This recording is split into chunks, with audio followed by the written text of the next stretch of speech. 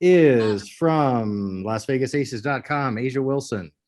Hello, Bill Laimbeer. I see that you're showing some skin, some legs today. How are we feeling about these shorts and the hot Vegas weather? Go away, Asia. Yeah, well, we knew we were going to score. We have too many offensive weapons, and we're hard to guard. You can't really set a defense because somebody else can step up and fill the void. So, we knew we were going to score. Now, how efficiently can we score is what we're trying to get accomplished. Don't turn the ball over. We lead a league in low turnovers. We know we're going to shoot a high percentage because of who we are, and we're an in the paint team a vast majority of the time. So we don't get a lot of offensive rebounds. We need to work on that a little bit more. But I just think our efficiency can improve and our pace can improve. If we're going to outshoot somebody, the more possessions throughout the course of the game, the bigger the margin of victory can be. So I think between the pace and being efficient, we're an outstanding offensive basketball team. Well, we're not there yet. We still get a little bit of me creep in there, which is traditional for professional sports because a lot of players are judged on their statistics. I only care about winning, and that's what I'm trying to get across. And the team's also about winning and individual sacrifice, but on a daily basis, it's still very hard for all the players, not all the players. They still want to score. They still want to have their name in the newspapers and on TV. So it's a balancing act that, not only the coaching staff, but also the players have to manage at all times. And acceptance of the fact that we have a very great basketball team is one of the things that she knows that she's playing with great players. So that takes a big load off of her. Also, she's very engaged this year as compared to 2 years ago. I mean, offensively and defense, every game right now, she comes with the mindset of that she's going to make sure she does her assignments. If she wanted to, she can go out there and score 30 points every night. And she's that kind of a player. There's so much more to her game, mid-range game, long game, you name it, drives. But right now I've asked her to do certain things for us to betterment of our team. So we have a team game, not an individual game. And she's doing it. It's the best I've ever seen her in her entire career in the WNBA.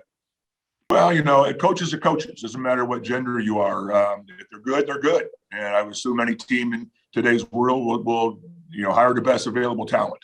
That women are getting a chance to play in the men's game or coach in the men's side is wonderful, I think, because there's a lot more money over there than there is in our league. So, a lot of and quite frankly, we're going to lose a lot of talent for the WNBA because the men can pay more. That's a detriment to our league. There's no question about that one. But it's for the individuals who had that opportunity to move on to the men's league and get paid more. Hey, I think that's wonderful.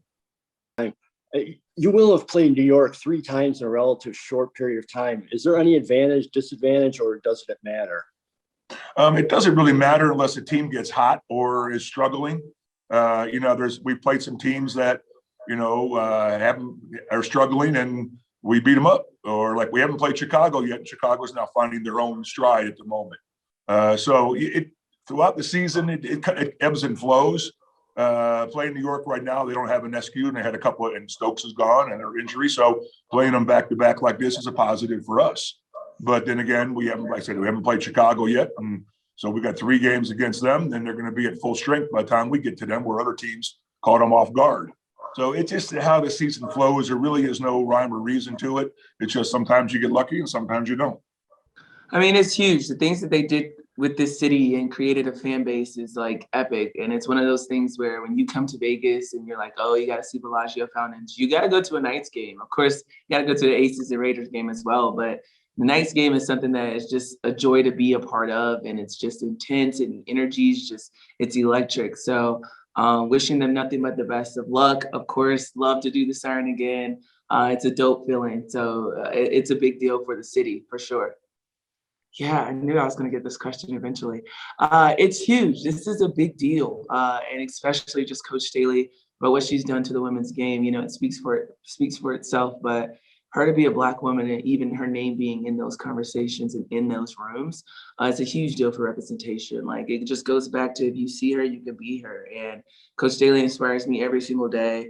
The bar is always set so high with her. It seems like every day she's coming in with something. I'm like, I don't even think they're in America and you're getting offered these jobs. Like, it's a big deal. Like, she's constantly moving, constantly setting that bar up higher and higher. So representation is key. It matters.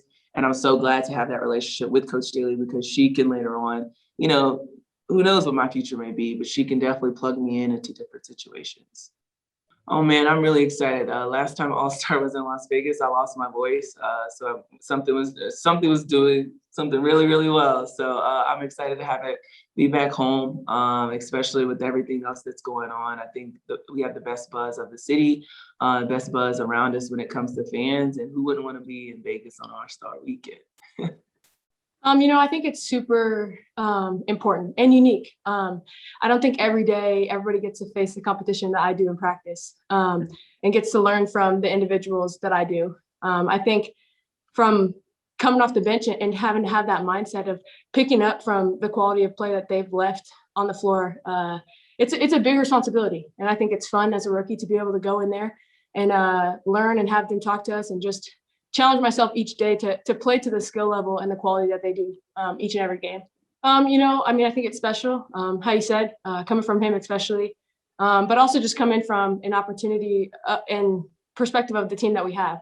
It's definitely not an easy thing to come on this team with the talent that we have, and especially the bench depth that we have, and be able to earn trust. And so, and that's what I told them the other day in our meeting, just every day I want to come in and gain trust from my teammates and my coaches, to be able to prove to them that I'm going to make the effort plays every play, to keep us in the ball game, to, if they get us a lead and we're up 20 and we get 4 minutes in the fourth quarter, to push us up 25.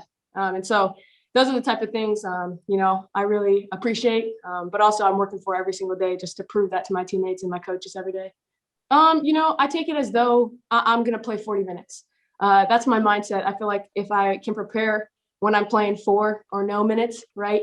Then when it does come to the minute that I do get the opportunity, and when my number's called, you never know your opportunity, you never know your time, you never know the events that could take place throughout a game. And so, I always want to be ready, and I always want to prepare as though, I'm playing 40 minutes. That's just how my mind works. I think that's the best way to benefit my teammates too. I think a lot of people undervalue what the bench can do. The whole entire time we're watching the game, I think we have a perspective too that when the starters and people are playing come off the bench and come to the bench, you could be like, hey, they're running this play, which is this, and then just give them little cues throughout the game. And so being as attentive as I can on the bench is important, and knowing, everything they do is important as well. That's a good question. I think people will say the speed. I won't say like the speed just by itself, but the speed and the physicality combined. You're not only facing faster and more efficient guards, I would say, but they're strong and they play every possession really hard. In college, you'll get maybe in the fourth quarter, people will play hard, or like sometimes you'll get one player that's really aggressive. Every team, you're facing someone who this is their opportunity to shine, and they're using every moment. And so you're going to get their A game every game. And so I think coming every day and realizing, that's an everyday thing. It's never going to change. And the physicality is they're going to push you off your lines to try to make your day really hard. And so you have to do everything to a T.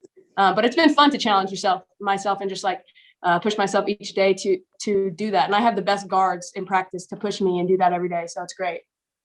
Thank you. Good luck. Thank you.